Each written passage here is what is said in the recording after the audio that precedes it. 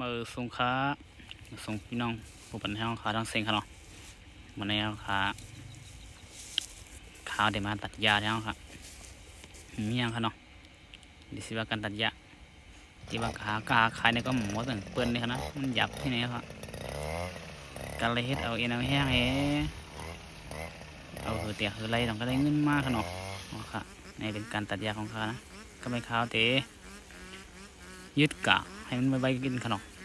นะครับนะคือผู้ปันให้ขาดดีขาดตัวค่ะนะ ลองตัดหญ้าได้ก็อยู่ที่หมดตัดทั้งเผือกมันค่ะเนาะก็เต็มมันกันก้อนในก้อนนะอยู่ที่นาดินเป้งในนาดิน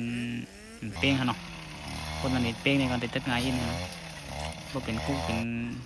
ลูกเป็นหังได้ก็ตัดหญ้ายิ่งนะครับที่ไหน